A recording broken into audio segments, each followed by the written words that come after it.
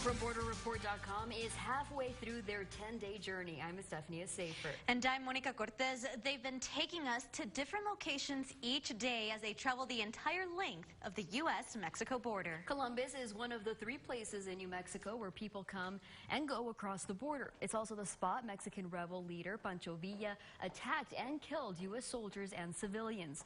Anna Wernicke joins us live from the road. Anna, where are you guys right now?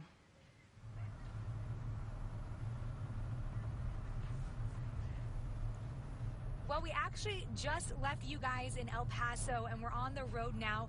We're heading to Marfa. I'm going to bring in the car cam so Chris can tell us exactly where are we right now. We are on Interstate 10.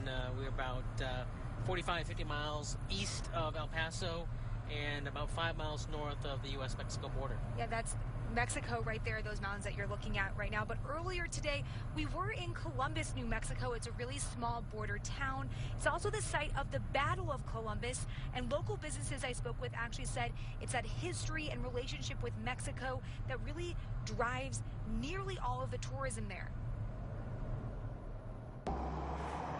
Right off Highway 9 in New Mexico is the small border town of Columbus.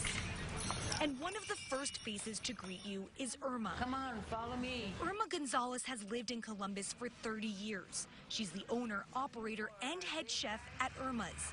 She says most of her customers are tourists. The tourists, they do talk about Pancho Villa. Mexican revolutionary leader Pancho Villa invaded Columbus in 1916.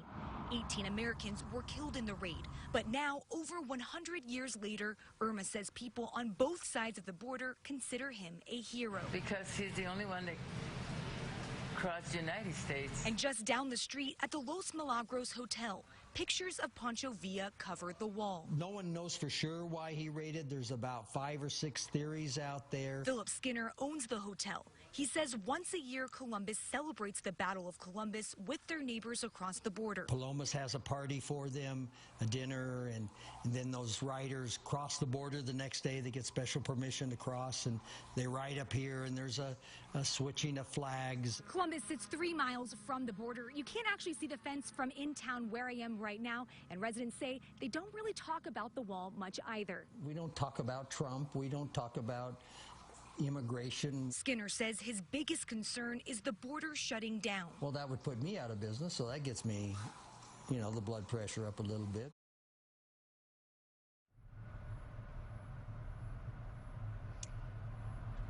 And again, we're on the road. We're heading to Marfa, Texas.